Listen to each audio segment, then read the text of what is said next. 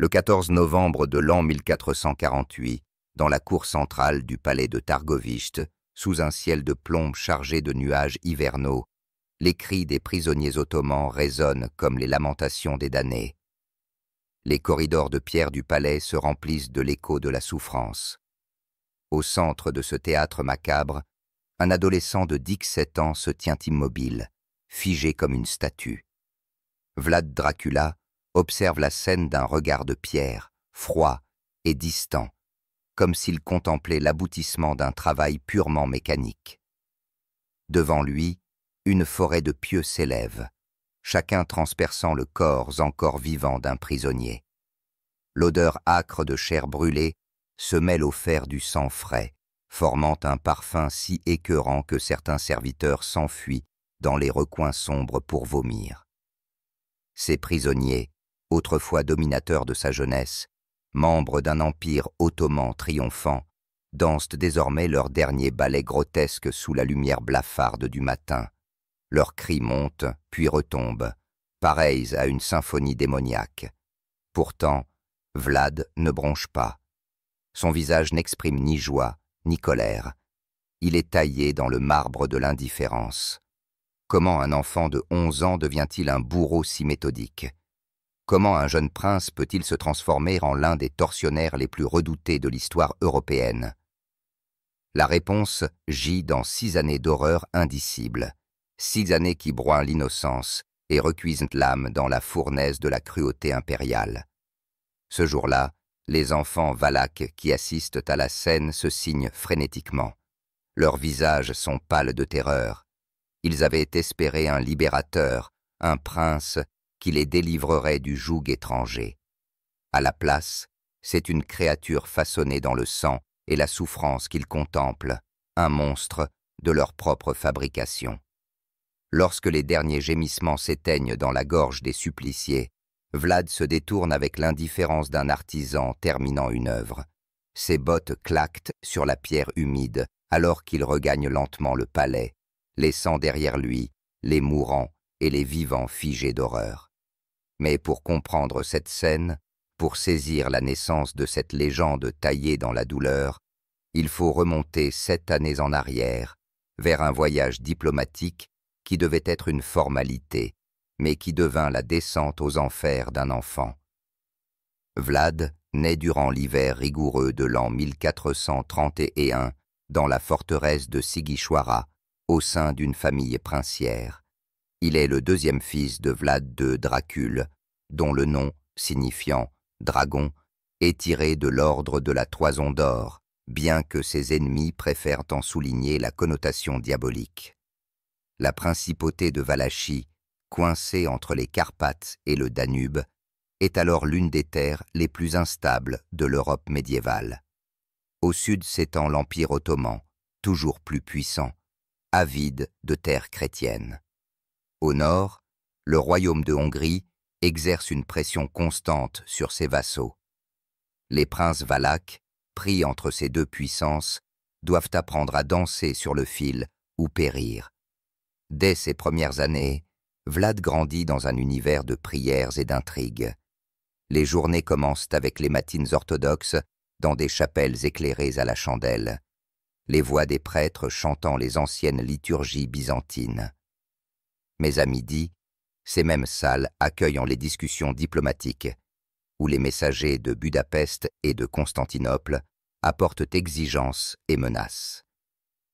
Le jeune Vlad apprend sans le savoir que la survie ne dépend pas de la vérité, mais de l'adaptation. Chaque sourire peut dissimuler un poignard. Chaque allié d'aujourd'hui peut devenir le bourreau de demain. Son petit frère, Radu, naît 3 ans plus tard. Contrairement à Vlad, il est jovial, charmeur, prompt au rire et amateur de poésie. Là où Vlad s'enferme dans l'étude austère des tactiques militaires, Radu préfère les plaisirs de la cour. Leur affection fraternelle est sincère, mais les observateurs de l'époque notent déjà leurs différences profondes, des différences qui scelleront leur destin. En l'an 1436, Vlad II accède enfin au trône de Valachie avec l'appui hongrois. Mais la couronne n'est qu'un leurre de stabilité. Les Hongrois exigent une hostilité sans faille contre les Ottomans, tandis que ces derniers menacent d'envahir s'ils ne reçoivent pas d'assurance de loyauté. Le prince valaque jongle entre promesses contradictoires. L'atmosphère au palais est électrique. Les repas sont interrompus par des nouvelles de mouvements de troupes.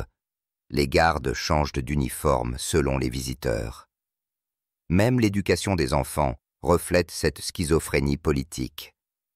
On leur enseigne le hongrois, le latin et le turc avec la même rigueur. Ils étudient à la fois la théologie catholique et orthodoxe, récitent des phrases de soumission convenant aussi bien à un évêque qu'à un vizir. Alors que Vlad approche de ses 11 ans, la situation devient intenable. Le roi hongrois Vladislas III soupçonne la Valachie de duplicité. Le sultan Murad II, qui étend son empire des Balkans à l'Euphrate, exige des preuves concrètes de fidélité. C'est alors qu'une occasion inattendue se présente. Une invitation du sultan lui-même, une réunion personnelle pour discuter d'un traité garantissant l'autonomie valaque tout en satisfaisant les intérêts ottomans.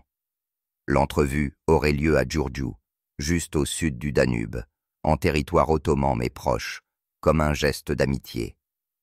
Pour Vlad II, c'est l'espoir inespéré. Un accord avec les Ottomans signifierait un répit face aux Hongrois et une assurance pour sa dynastie. Il décide donc d'y aller, accompagné de ses 2 fils, Vlad et Radu, comme gage de bonne foi. Ce choix, fait dans la croyance d'un avenir diplomatique plus stable, allait en réalité ouvrir les portes d'un cauchemar. Chers auditeurs, permettez-moi à ce moment du récit de vous adresser quelques mots. Si cette plongée dans les ténèbres de l'histoire vous captive, si vous souhaitez découvrir d'autres récits aussi puissants, je vous invite, avec toute la courtoisie qui s'impose, à vous abonner à notre chaîne Historien Silencieux, à aimer cette vidéo et à nous laisser un commentaire. Votre soutien nous permet de continuer à explorer les chapitres les plus fascinants et les plus effrayants de notre passé collectif. À l'automne de l'an 1442, alors que les feuilles tombent comme des pièces d'or sur les routes de Valachie, le convoi princier traverse le Danube. Vlad, le regard collé à la fenêtre de sa voiture, observe les forêts familières s'éloigner. Il ne le sait pas encore, mais il franchit bien plus qu'une rivière. Il franchit le seuil entre l'enfance et une nuit sans fin. À Giurgiu, l'accueil est chaleureux. Les tentures sont riches, les mets exquis, mais bientôt, les gardes séparent les enfants de leur père. Vlad II est escorté vers d'autres quartiers. Les fils sont dirigés vers des appartements adaptés. Ils ne reverront jamais leur père. Le piège s'est refermé. C'est dans la capitale ottomane, Constantinople, au palais de Topkapi, que commence la vraie histoire. Une histoire de domination, d'effacement culturel et de torture psychologique. L'établissement se présente comme une école de formation pour jeunes nobles captifs. Mais derrière la façade de soie, les Ottomans préparent quelque chose de bien plus sinistre. Lorsque Vlad et Radu franchissent les portes du palais de Topkapi, Constantinople resplendit sous un soleil d'automne qui nimbe les coupoles de mosaïques d'or. Les jardins embaument la rose de Damas. Les couloirs déploient des tapis de soie, des lanternes d'argile et des marbres polis. Aux yeux d'un visiteur naïf, tout respire la splendeur. Pourtant, derrière chaque tenture palpite un dispositif de contrôle aux rouages invisibles. Chaque pilier dissimule l'ombre d'un eunuque attentif. Chaque sourire cache la morsure du chantage. On présente aux 2 princes valaques des chambres spacieuses, des coffres de vêtements chatoyants et des bibliothèques garnies de manuscrits arabes et persans. Ce n'est pas une résidence, c'est une cage dorée où l'on polit l'acier avant de l'émancher. Dès la première aube, on impose aux captifs le rythme du palais-école. Ablution, prosternation vers la Mecque, cours de théologie, maniement du sabre courbe, récitation de vers coraniques devant maîtres et vizirs. Vlad, fils aîné de la lignée Dracule, refuse de plier la nuque. Ses genoux demeurent droits, ses lèvres muettes. Le maître des novices note l'affront. Un murmure, inflexible, circule dans les galeries. Radu, lui, saisit la nuance des compliments voilés et des menaces sucrées. Il s'incline avec grâce, répète la prière, réussit d'un sourire à déclencher l'indulgence. Très vite, les soldats chamarrés qu'il croise l'appellent le beau Radu, et cela lui convient. Les Ottomans comprennent qu'ils doivent briser la pierre et caresser la soie. Ils emploient donc la moquerie raffinée pour l'un, la flatterie savante pour l'autre. Vlad sert le vin au dîner de cour, versant le breuvage rouge comme s'il versait son propre sang, tandis que dignitaires et convertis raillent la Trinité. On lui ordonne de traduire, de déclamer en turc les vers d'un poète mystique louant le sultan. Il garde le silence et reçoit, en représailles, de longues heures à genoux sur des pavés glacés. Radu écoute, acquiesce, module ses inflexions. On l'emmène au kiosque des études, où les jeunes pages apprennent la géométrie, l'astronomie, la musique persane. Là, il rit, s'épanouit, et chaque éclat de sa voix tranche un peu plus le lien qui l'unit à son frère.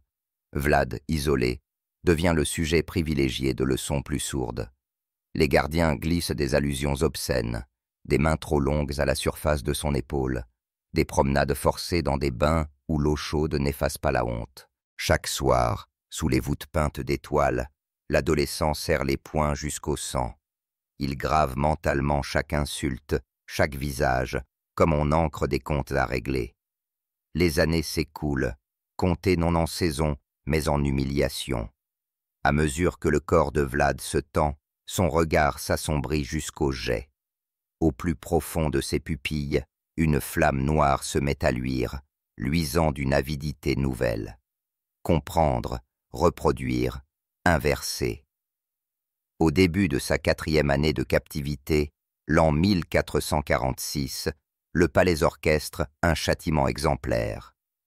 Dans une cour intérieure, un jeune prince serbe réfractaire est empalé vivant. Le pieux, introduit lentement, évite les organes vitaux pour prolonger l'agonie. Les convives chrétiens sont forcés d'assister, alignés comme un cœur muet. Les hurlements montent puis vacillent, s'étirent en respiration sifflante. Vlad ne détourne pas les yeux. Il observe la façon dont la terreur se propage chez les spectateurs, comment plusieurs tombent à genoux avant même la mort effective. Ce jour-là, il découvre le principe cardinal du pouvoir. Ce n'est pas la force brute qui gouverne, mais la certitude, chez l'ennemi, que la souffrance à venir dépassera l'imaginable. Après cette révélation, la métamorphose s'accélère. À présent, quand on le convoque, Vlad courbe la tête juste assez pour donner l'illusion d'obéissance. Il accepte la tenue turque, endosse le kaftan de brocart, assiste aux leçons militaires où l'on détaille les systèmes de ravitaillement, la discipline des janissaires, la logistique des sièges. On le félicite. On le croit assagi. En vérité, il enregistre tout.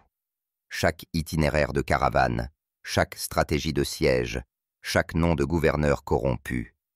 Il dresse, dans l'ombre de sa mémoire, la carte d'une revanche à venir. À l'opposé, Radu rayonne. On lui confie de petites ambassades, on l'honore d'un turban de satin bleu, on le salue désormais Radu l'affable. Dans les dîners, il déclame des ghazals en l'honneur du sultan, et la salle suspend son souffle. Les officiers aiment opposer sa grâce à la supposée docilité vide de son frère. Cela raffermit la loyauté du cadet et, pense-t-il, humilier l'aîné. Mais Vlad reste impassible. Il sait qu'il ne pourra pas sauver Radu, alors il choisit de se sauver lui-même, autrement. Lorsque le printemps de l'an 1448 s'annonce, Constantinople bruisse d'une rumeur. Les 2 fils de Dracule seront renvoyés en Valachie. Le contexte politique a changé. Le sultan espère placer sur le trône un prince reconnaissant. Radu, parfait parangon de l'élève converti, est pressenti pour gouverner. Vlad paraît résigné. Dans son regard, pourtant, brille une étincelle qu'aucun maître ne remarque. La veille du départ, il traverse seul le jardin des cyprès. Ses pas soulèvent une poussière parfumée de myrrhe. Il caresse du doigt la lame d'un poignard cérémoniel offert en guise d'adieu. Le métal reflète un sourire mince, terrible, un pacte silencieux entre l'enfant brisé et le monstre naissant. Au début de l'été, le cortège franchit le Danube en sens inverse. Les rives valaques émergent, baignées d'une lumière crue. Le jeune homme qui foule de nouveau la terre de ses ancêtres n'est plus l'enfant parti 6 ans plus tôt. Derrière son port altier se tapit une froideur volcanique. Ses geôliers croient rapatrier un souverain docile. Ils ramènent en réalité la plus parfaite créature de vengeance que les Balkans aient jamais engendrée. L'âme de Vlad Pulse, non pas au rythme de la foi chrétienne, ni à celui du croissant ottoman, mais à celui d'un principe unique, imposer la peur avant d'être à nouveau soumis à la peur. Le grain semé par la cruauté impériale a germé. La récolte sera un champ de pieux. À peine rentré, Vlad découvre un pays exsangue, partagé entre nobles corrompus, brigands des Carpates et agents du sultan. Son père est ce mort assassiné, sa lignée dispersée, sa couronne vacante. Pourtant, l'ancien captif ne montre ni chagrin ni hésitation. Il calcule. D'abord, il réclame l'appui des boyards menacés par les Ottomans, promettant sécurité. Ensuite, il joue les factions hongroises, offrant tribut et serment. Entre 2 audiences, il fait cuirasser les portes de ses forteresses et recrute des vétérans des marches transylvaines. Chaque décision révèle l'élève appliqué du pouvoir de la terreur. Chaque sourire poli masque l'esquisse d'un pieu. Son premier règne, éphémère, commence à l'automne de la même année et ne dure que quelques semaines, fauché par une intervention hongroise. Mais ces semaines suffisent. Les villages autour de Targovichte voient déjà surgir de hauts bois aiguisés, brandis comme des oriflammes. Les ambassadeurs repartent glacés. Les chroniqueurs notent des rumeurs d'écorchement, de chaudrons fumants. Le nom de Vlad, encore précédé du titre « L'empaleur naissant », s'insinue dans les tavernes des Saxons, grimpe les cols des Carpates et gagne les messes de Sibiu. Ce n'est qu'un avant-goût. La tempête véritable se prépare. Quand il reviendra, armé de la légitimité d'un prince et de la science de la cruauté apprise à Topkapi, le royaume se recouvrira d'une forêt de lances, et nul ne pourra prétendre qu'il n'avait pas été averti. Ainsi s'achève la période de forge et de chêne. Dans la pièce suivante de ce drame, Vlad retrouvera le trône pour de bon et fera de la peur une institution d'État, transformant la Valachie en laboratoire d'horreur méthodique. Mais c'est une histoire pour la 3e partie, celle où la terre elle-même semblera hurler sous le poids des suppliciés.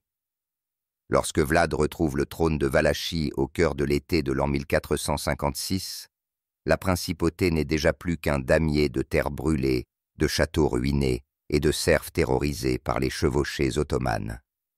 Pourtant, dans l'esprit du nouveau souverain, la dévastation n'est pas une fatalité, elle est une matière première. Toute sa stratégie repose sur l'idée que la peur peut devenir une forteresse plus solide que n'importe quel rempart de pierre. Sitôt couronné, il convoque les boyards au palais de Targovichte pour une grande fête de réconciliation. Les nobles arrivent, parés de brocarts, persuadés qu'on va leur restituer leurs privilèges. Au milieu du banquet, Vlad ordonne que les portes soient fermées. Les cavaliers de sa garde personnelle abattent la musique en même temps que les ménestrels, puis ligotent les convives. Certains sont pendus, d'autres empalés sur de hauts pieux dressés autour de la salle.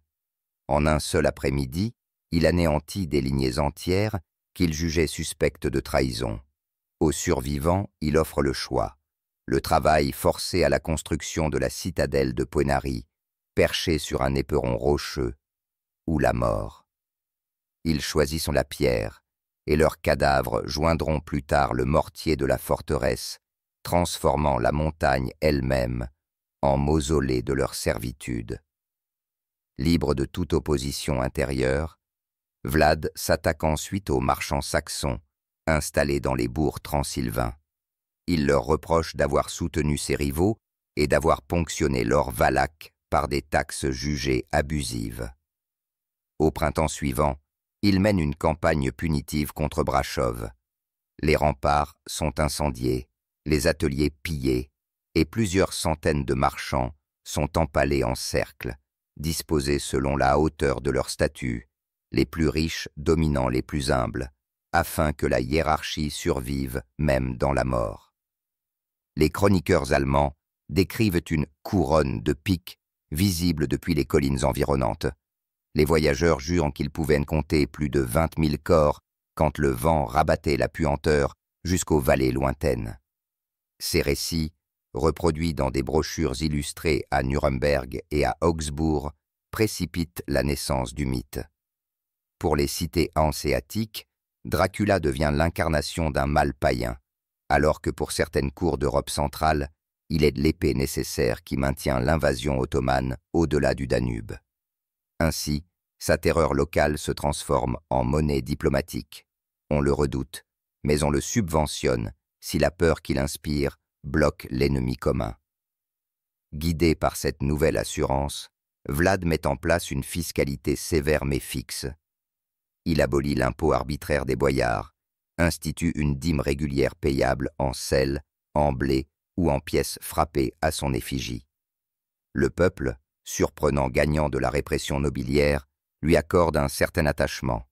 Les paysans racontent qu'un gobelet en or demeurait sans surveillance près d'une fontaine de Targovište.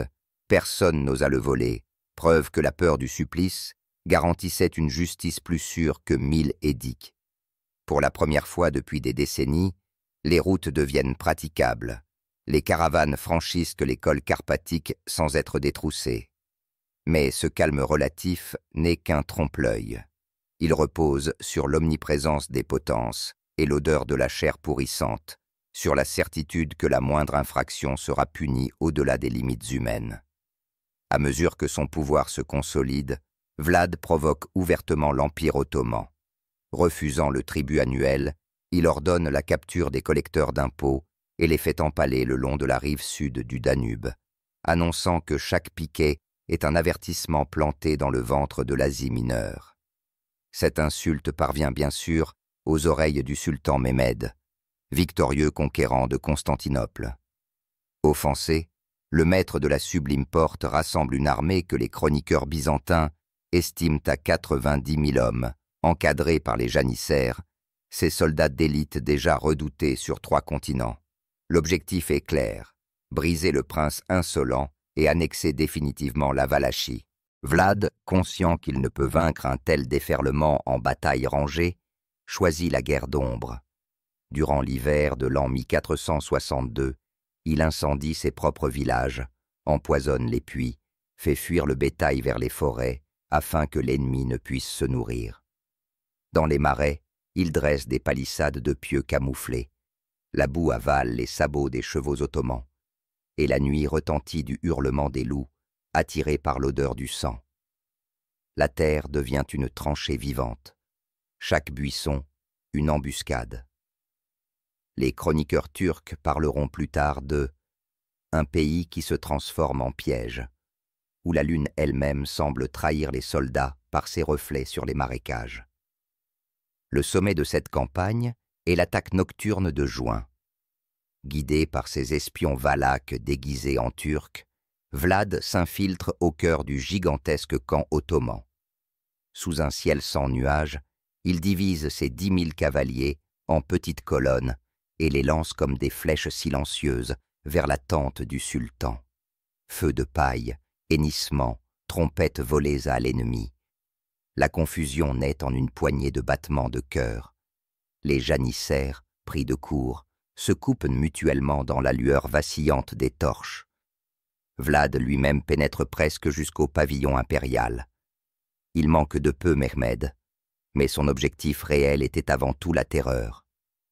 À l'aube, Les Valachis se retirent, laissant derrière eux un chaos d'armes renversées, de cadavres éventrés, d'étendards brûlants. L'armée ottomane compte des milliers de morts. Néanmoins, la blessure la plus grave est psychologique. Si un prince barbare peut surgir au centre de la plus grande armée du monde, nul endroit n'est vraiment sûr. Pourtant, la résistance de Vlad s'effrite. Le sultan, furieux, s'obstine. Et de l'intérieur même de la Valachie se lève un rival inattendu. Radu, le frère cadet, désormais vassal fidèle de Mehmed. Soutenu par une partie de la noblesse épuisée par les exactions, Radu franchit le Danube avec des contingents ottomans. Les deux frères s'affrontent lors d'une série de sièges et de retranchements. Radu promet protection et clémence. Vlad répond par de nouveaux empalements. Le duel fraternel devient allégorie. La douceur politique contre la terreur stratégique. La conversion contre la vengeance. Peu à peu, la fatigue, la maladie et la défection des boyards affaiblissent Vlad. À l'automne, il doit fuir vers la Transylvanie, espérant l'appui du roi hongrois Matyas Corvin. Celui-ci, inquiet du caractère incontrôlable de son allié, l'arrête et le retient comme hôte forcé près de Buda. Ainsi se conclut la première grande tempête. Vlad est exilé, mais son nom, désormais uni au mot « empaleur », hante chaque feu de camp ottoman. Les vieillards saxons jurent avoir rêvé de forêts gémissant sous le poids des morts. Les enfants valaques récitent des prières où la croix se mêle aux pieux, incapables de distinguer salut et supplice. Le prince n'est plus là, mais la peur continue de régner à sa place, invisible et entêtante, comme un brouillard d'hiver qui s'incruste entre les murs de pierre. Pourtant, cette histoire n'est pas achevée. Dans son exil, Vlad affine encore ses plans, attendant l'instant propice pour revenir imposer une terreur plus organisée encore. La Valachie, fatiguée de sang, retient son souffle. L'Empire ottoman surveille son flanc septentrional. L'Europe, fascinée, publie des gravures qui transforment déjà le seigneur valaque en créature mythique. Quand il reviendra, la frontière même entre réalité et légende se fissurera, et c'est l'Occident tout entier qui découvrira jusqu'où un homme peut aller pour transformer sa douleur d'enfance en instrument de pouvoir. L'exil de Vlad l'Empaleur à Buda s'étend sur plus de 10 années, un purgatoire de pierre où le prince, gardé comme un faucon encapuchonné, observe sans agir. Le roi Matyas Corvin le montre parfois aux ambassadeurs occidentaux comme un trophée d'ordre public. Voilà, dit-il, le monstre maîtrisé par la civilisation hongroise. Pourtant, derrière les murs du palais de Visegrad, Vlad polit encore son esprit comme une lame. Il lit les chroniques guerrières, converse avec les ordres chevaleresques, renoue avec un christianisme désormais teinté de fer et de feu. Au fil du temps, les tensions frontalières avec l'Empire ottoman redoublent, et Budapest comprend qu'aucune forteresse ne vaudra jamais la peur imprimée dans la chair. Alors, un soir d'hiver de l'an 1474, le roi libère son prisonnier et lui rend son titre. Il n'existe parfois pas d'arme plus efficace que l'homme que l'on a voulu enterrer vivant. La route du retour traverse une Valachie en ruine. Les vallées sont jonchées d'anciennes palissades calcinées. Les villages payent tribut tantôt à Istanbul, tantôt à la cour moldave, selon la bannière qui arrive la première. Les boyards, autrefois réduits au silence, complotent à nouveau. Vlad n'a plus la vigueur d'antan, mais il possède une autre ressource, l'aura d'un revenant. Partout où il passe, les récits de forêts de pieux précèdent son cortège et paralysent les garnisons ottomanes les moins aguerries. Les paysans se souviennent surtout des routes sûres et des gobelets d'or laissés sans chaîne.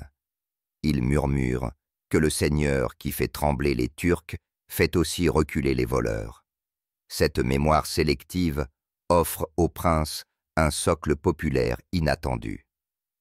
Au printemps de l'an 1475, après des négociations fébriles avec la noblesse transylvaine et l'envoi de lettres jurant fidélité à Rome, Vlad réapparaît aux portes de Targovište. Son frère Radu est mort. La Valachie oscille entre plusieurs prétendants. Dans la nuit du 27 mai, un raid d'éclairs renverse le voivode en place. À l'aube, Vlad prononce sur la grande place un serment de justice, de foi et de résistance. Les paysans acclament, les moines orthodoxes psalmodient, mais les boyards observent en silence, redoutant que la nouvelle lune ne fasse déjà germer des pieux dans les fossés. Les mois suivants ressemblent à une morsure lente.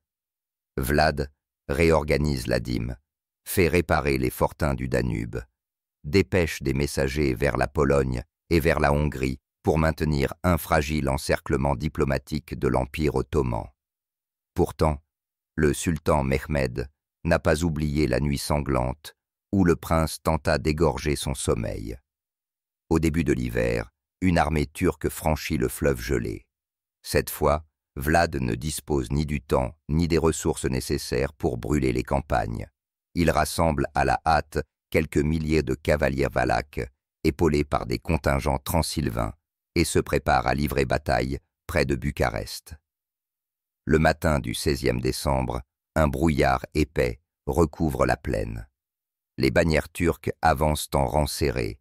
Les éclaireurs chrétiens s'éparpillent dans les bosquets givrés.